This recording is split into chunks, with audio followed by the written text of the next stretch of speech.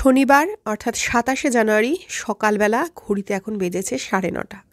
সাধারণত এই সময় তোমাদের যখন ঘড়ি দেখাই রান্নাঘরের সমস্ত কাজ কমপ্লিট করে মানে রান্না বান্না হয়ে যায় আমার, সেরকমই দেখাই। আর আজকে চলো রান্নাঘরে নিয়ে যাই তোমাদের। রান্নাবান্না তো অনেক দূরের কথা, কাজ বলতে শুধুমাত্র হয়েছে এই চাটা করা আর কি। চাটা বসিয়েছি মানে ভিজিয়ে রেখেছি, চাটা ছাঁকবো। এই সকাল ৯:৩০ আমার কাজ বাজ এইটুকুই হয়েছে। আর এদিকে মাছ বার করে রেখেছি, তো গতকাল রাত্রে বার করে রেখেছিলাম, সেটা এখানে রয়েছে আর কি। এই হচ্ছে সকালের কাজকর্ম এখনো পর্যন্ত হয়েছে। তো চলো আগে গরম গরম একটু চা খাই, তারপর কাজ বাজ করার কথা ভাবা যাবে। Good morning everyone, welcome back to the channel. আশা করছি তোমরা যে যেখান থেকে আমার এই ভিডিওটা দেখছো তারা প্রত্যেকে খুব ভালো আছো, সুস্থ আছো, আনন্দে আছো। আর আমি আগের থেকে বেশ অনেকটাই ভালো আছি। কিন্তু আমি ভালো থাকলে কি হবে, সমস্যা শুরু হয়েছে আবার অন্য। গতকাল রাত্রিবেলা টুবলুর এসেছিল জ্বর, বেশ ভালো রকম জ্বর। তো ওষুধ তো খাওয়াতে হয়েছে। এবার নিজের শরীর খারাপ হলে যেমন তেমন, বাচ্চার শরীর খারাপ হলে খারাপ থাকা আরও অনেক বেড়ে যায়। এখন এই মুহূর্তে সেরকমই পরিস্থিতি। তো যাই হোক, সকাল থেকে জ্বর আর আসেনি, জ্বর নেই, কিন্তু রাত্রিবেলা ছিল বেশ অনেকটাই জ্বর। তো চলো চাটা এখন খাই। চা খেয়ে এখন রান্নাঘরে চলে এলাম। এখন দেখো শনিবার দিন অনির্বাণ স্কুলে যাবে, তো তার জন্য ব্যবস্থা তো একটু করব। তো সেটা কি করব বলছি তোমাদের পরে। আগে দুপুরে রান্নাবান্নাই করছি। আর তোমাদের তো আগে বলেছিলাম 4 দিন মানে আজকে থেকে আর কি কাজের দিদি কাজ করতে আসবে না 4 দিন। তো সমস্ত কিছু নিজেই করব। তবে কি তাড়াহুড়ো নেই কাজের, আস্তে ধীরে করব। তাড়াহুড়ো করে কাজকর্ম করতেও পারছি না, সেহেতু আস্তে ধীরেই করব। আর যেহেতু কাজের দিদি আসলে একটা নির্দিষ্ট সময়ের মধ্যে কাজ শেষ করে ফেলার তাড়া থাকে, কাজগুলো হয়ে যায়, এটাও একটা ঠিক। কিন্তু আজকে সেই তাড়াটা নেই, তাই ভাবলাম ধীরে সুস্থেই করি। তাড়াহুড়ো করতে গেলে শরীরে আর কি পেরে উঠছি না। তো এখানে একটুখানি ফুলকপি কেটে নিচ্ছি, কারণ মাছটা আজকে রান্না করব ফুলকপি দিয়ে। তো ফুলকপিগুলো না বেশ একটু ভালো করে দেখে দেখে কাটতে হয়, কারণ ফুলকপিতে পোকা থাকে না, আমার ওটা ভীষণ ভয় লাগে। আর ফুলকপি তো আমি একটু ভাপিয়ে নিই, তো ফুলকপিটা ভাপানোর জন্য নিলাম। তারপর ভাবলাম কেন না আলুটাও একটু ভাপিয়ে নিই, কারণ নতুন আলু তো, নতুন আলু সেদ্ধ হতে বেশ খানিকটা সময় লাগে, তাই একটুখানি সেদ্ধ করা থাকলে সুবিধা হবে। তবে হ্যাঁ, বেশ অনেকটা কিন্তু সেদ্ধ করব না, তাহলে কি হয় মশলার সাথে কষানো যায় না, তাহলে স্বাদও ভালো আসে না, সেটা আমার একদমই ভালো লাগে না। সেজন্য নুন দিয়ে অল্প একটু, এই মিনিট 5-7 মতো একটু ভাপিয়ে নেব, তাতে করে ফুলকপিতে যদি পোকা থাকে সেটাও বেরিয়ে যাবে। আর একটু ভাপিয়ে নিলে রান্নাটা করতে অনেক সুবিধা হবে। আর হ্যাঁ, তোমাদের বললাম না অনির্বাণকে খেতে দেবো। তো এখানে দেখো রুই মাছ ভাজা করে দিচ্ছি 1 পিস, আর ভাত আছে গতকালের, তো সেটা একটু মাইক্রোওভেনে গরম করে দিয়েছি, ব্যাস। ও ঘি দিয়ে মাছ ভাজা দিয়ে খাচ্ছে, ওটা খেয়েই যাবে। আর টুবলু দেখো এই এখন ঘুম থেকে উঠেছে, আমাদের সাথে চা খায়নি, ও এখন চা খাচ্ছে। চা আর একটা বিস্কুট নিয়ে বসেছে কোনো মতে। ওই 10টা 20 মতো বাজে এই সময়। কি করবে, রাত্রিবেলা কালকে আসলে একটুও ঘুমাতে পারিনি জ্বর থাকার জন্য, সেজন্য সকালবেলাটা ঘুমাচ্ছিল, আমরাও আর ডাকিনি। এইভাবেই চলছে জানো তো, একজনের একটু ঠিক হচ্ছে আর একজনের আবার হচ্ছে। এইভাবেই সর্দি কাশি জ্বরে আমরা গোটা পরিবার একেবারে জেরবার বলতে পারো। যাই হোক, কিছু তো করার নেই, যাই হয়ে যাক জীবনে, রান্না খাওয়া তো আর বন্ধ হবে না, কারণ খাওয়ার জন্যেই সব কিছু, আর খেতে গেলে রান্না বান্না তো করতে হবেই। তো আজকে যে মাছটা রান্না করব না, সেটা হচ্ছে শোল মাছ। তো অনেক দিন বাদে না আমাদের বাড়িতে শোল মাছ এলো, মানে আমার লাস্ট কবে এসেছে মনেই করতে পারছি না আমি।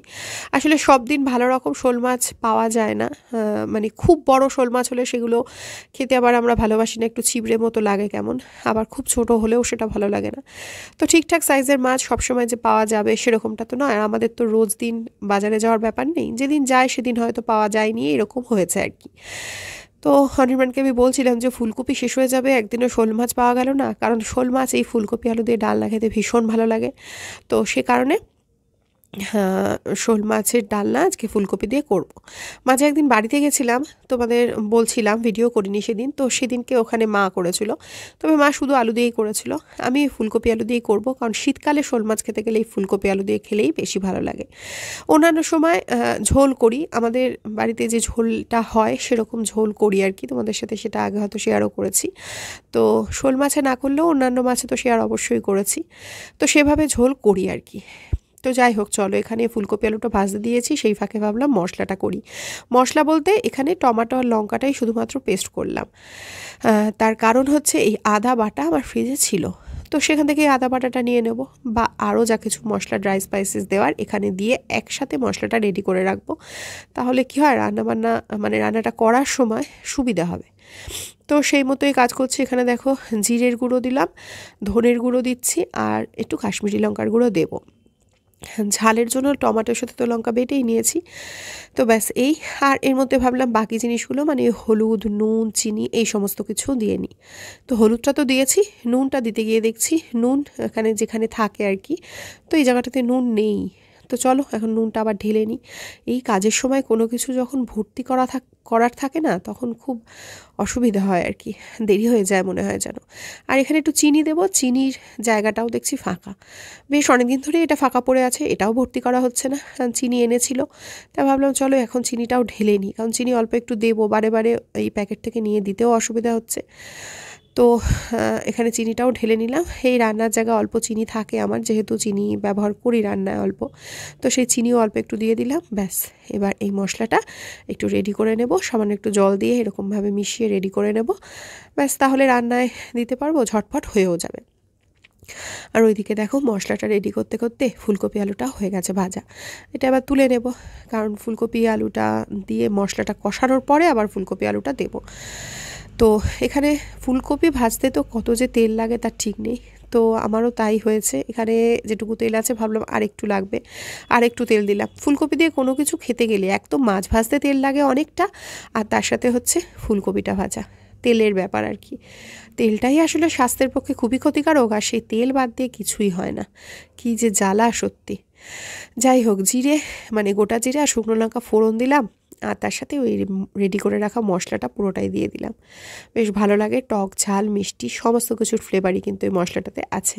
ব্যাস এবার আর কি মশলাটা বেশ ভালো করে কষানোর অপেক্ষা। মশলা ভালো করে কষে গেলে এর মধ্যে ফুলকপি আর আলু যেটা ভেজে রেখেছিলাম আগে থেকে, সেটা এবার দিয়ে দেব। দিয়ে বেশ ভালো করে আবারও কিছুক্ষণ সময় ধরে কষিয়ে নেব। এই কষানোটাতেই না রান্নার স্বাদ অনেক গুণ বেড়ে যায়। আর এই কষানোটা কম হলে আমি দেখেছি নিজে, যেদিনকে হয়তো ভীষণ তাড়াহুড়ো আছে, একটু সময় ধরে কষাতে পারিনি, গ্যাসটা কম আঁচে দিয়ে, সেদিনকেই কিন্তু রান্নার স্বাদ সেরকম ভালো হয় না। তো চলো, তারপরে গরম জল অ্যাড করে দিয়েছি, এবার ফুটে উঠবে আর কি। ফুটে উঠলেই কিন্তু মাছটা দিয়ে দিতে পারবো।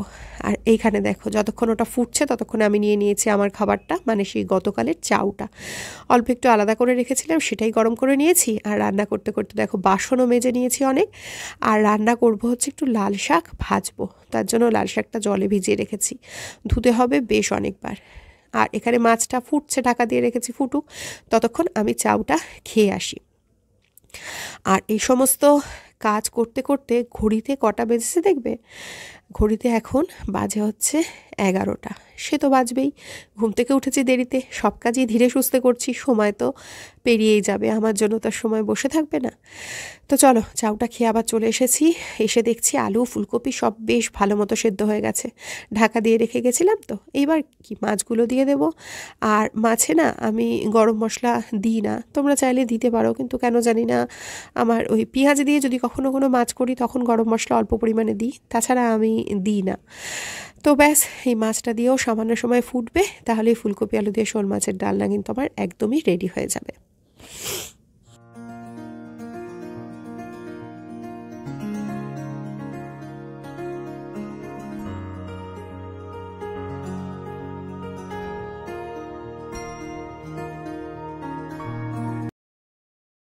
মাছটা বেশ কিছুক্ষণ সময় রেস্টে রেখে তারপর ওই সময়ের মধ্যে আর কি লাল শাকটাও বেশ ভালো করে ধুয়ে নিয়েছি।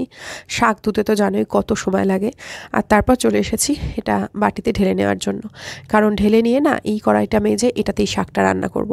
আজকে এই একটা কড়াইতেই সমস্ত রান্না করছি। আসলে একটা রান্না করতে করতেও অনেক রান্না করি, তো মানে 2-3টে গ্যাসেই আমি রান্না করি, তোমরা দেখে থাকবে। আসলে সময়ের মধ্যে শেষ করার তাড়াও থাকে, আর একসাথে গুছিয়ে নিই। আর আজকে যেহেতু কাজের গতি এমনিতেই কম, একটা কাজ করতে করতে টুকটুক করে অন্য কাজগুলো করছি, খুব গতিতে করতে তো পারছি না, সেজন্য ভাবলাম ঠিক আছে একটা একটা করেই হোক, এক কড়াইতেই তাহলে হয়ে যাবে। একটু ধুয়ে নিয়ে মেজে নিয়ে বসিয়ে দিয়েছি আবার আর কি।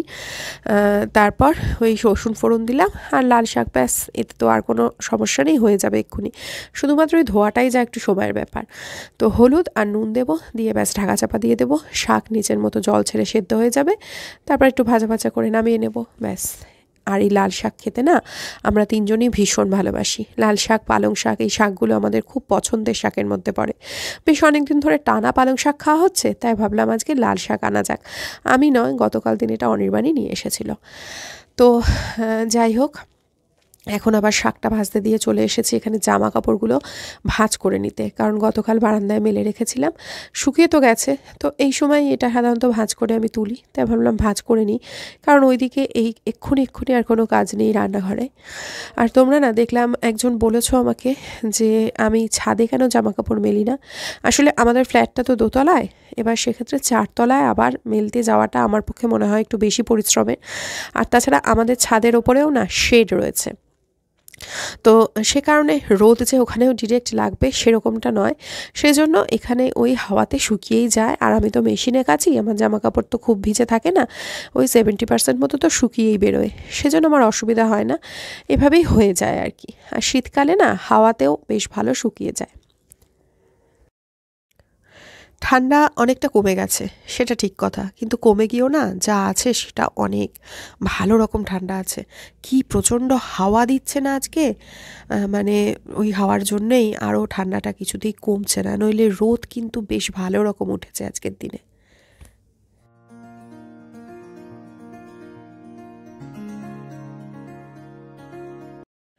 শাকটা না এত কচি ছিল, একদমই বেশি সময় লাগলো না হতে। তো শাক তো সেদ্ধ হয়েই গেছে বেশ ভালো রকম, এবার একটুখানি নাড়াচাড়া করে ভাজা ভাজা করে আর কি নামিয়ে নিচ্ছি। এখনও একটুখানি রান্না বাকি আছে, তো বলছি সেটা তোমাদের কি। দেখো এখানে শাকটা নামিয়ে রেখে দিলাম, আর এই যে কড়াইতে আবারও তেল বসিয়ে দিয়েছি, কড়াইটা ভালো করে মেজে নিয়ে, কারণ এখন একটুখানি আলু ভাজবো, আর আলু ভাজার পরে কড়াইটা আর মাজবো না, রেখে দেবো, এটাতেই পরে আবার কিছু রান্না করে নেওয়া যাবে। তো এখন আলু ভাজাটা তো ওদিকে হচ্ছে, আর রান্নাঘরটা আমি মুছছি, ঘরগুলো সমস্ত ঝাড় দিয়ে ঠাকুর ঘরটা, রান্নাঘরটাই শুধুমাত্র মুছেছি, ব্যাস। তারপরে এই সময় দেখো স্নান হয়ে গেছে, বাজে হচ্ছে প্রায় 1:45। এখন একটু রেডি হয়েছি, আমি আর টুবলু একটু নিচে যাব, রোদে দাঁড়াবো। তো এখানে দেখো বাসন কোসন সব মেজে রাখা আছে, আর ভাতটা বসাবো রোদ্দুর থেকে এসে, তার জন্য হাঁড়িতে চাল ধুয়ে রেডি করে রেখেছি। এদিকে আলু ভাজাটা দেখো এখন কড়াইতেই রয়েছে, আর এখানে তো মাছ আর শাকটা রেখেছিলাম সেটাও রয়েছে, সেটাই তোমাদের দেখালাম। একটু আসলে রোদে দাঁড়ানোটা দরকার, তার জন্য একটুখানি রোদে দাঁড়িয়েছি আমি আর টুবলু এসে। কিন্তু দাঁড়াবো কি, কি প্রচণ্ড হাওয়া দিচ্ছিল, দাঁড়ানো যাচ্ছিল না, রোদেও ঠান্ডা লাগছিল। যাই হোক, একটুখানি সময় আমরা রোদে দাঁড়ালাম, দাঁড়িয়ে ঘরে চলে এসেছি, দেখো বেজে গেছে 1:15। আর এসে আমি ভাতটা বসিয়ে দিয়েছি, দেখো এখানে ভাতটা হচ্ছে। আর এবার আমি ঠাকুর পুজো করব, কারণ স্নান করেই চলে গেছি, পুজো তো করা হয়নি। তো ঠাকুরের বাসনগুলো মেজে নিয়ে চলে এলাম, এবার একটুখানি পুজো করে নিই, মানে একটু অনেকটাই সময় এখন আছে হাতে।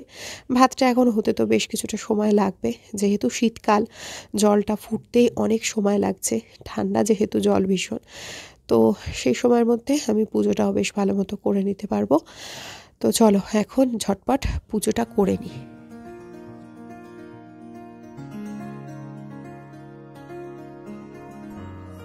আমার মুক্তি আলোয় আলোয়, এই আকাশে আমার মুক্তি আলোয় আলোয়।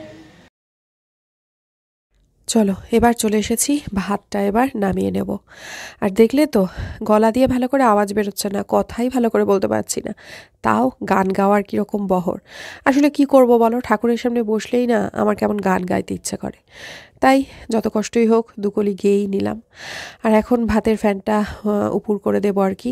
আর জানো তো কদিন ধরেই দেখছিলাম ফেসবুকে বা বিভিন্ন যে গ্রুপগুলো হয় ফেসবুকে জিনিসপত্র বিক্রি করে, সেখানেও দেখছিলাম বা অনলাইনেও দেখছিলাম যে এই ভাতের ফ্যান ঝরানোর জন্য স্টিলের যে স্ট্যান্ডগুলো হয় সেরকম কীরকম একটা স্ট্যান্ড বেরিয়েছে, মানে বেশ মানে অনেক মানুষই এখন জানে এটা সম্পর্কে, যদিও বেরিয়েছে খুব সম্প্রতি।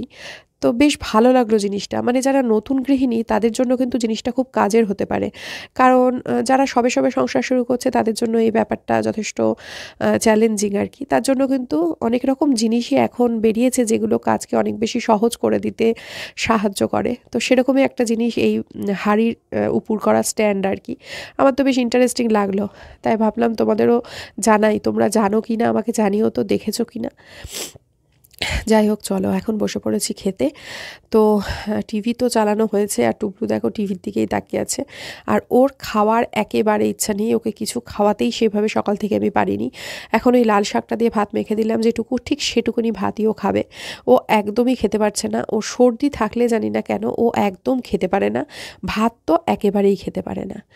তো যাই হোক, কি করা যাবে। আর উল্টোপাল্টা অনেক রকম কিছু খাওয়ানোও যাচ্ছে না, কারণ সর্দি থাকলে না একটুখানি বমি হয়ে যাওয়ার টেন্ডেন্সি থাকে। সেই কারণে উল্টোপাল্টা জিনিস খাওয়ানো যাবে না, যা খেতে হবে ঘরেই করে খেতে হবে আর কি। তো কি খেতে ইচ্ছা করছে সেটাও বলতে পারছে না ও। আসলে ও খেতেই পারছে না কিছু, যে কারণে শরীর আরও দুর্বল হয়ে যাচ্ছে। যাই হোক, চলো দুপুরের খাওয়া দাওয়া করে নিই, তারপরে তো ভিডিও এডিটিং থাকবে, কাজ তো আরও পরপর অনেক কিছুই আছে। ভিডিওটা আজকের এখানেই শেষ করে দিচ্ছি। তোমরা সবাই খুব ভালো থেকো, সুস্থ থেকো, আনন্দে থেকো।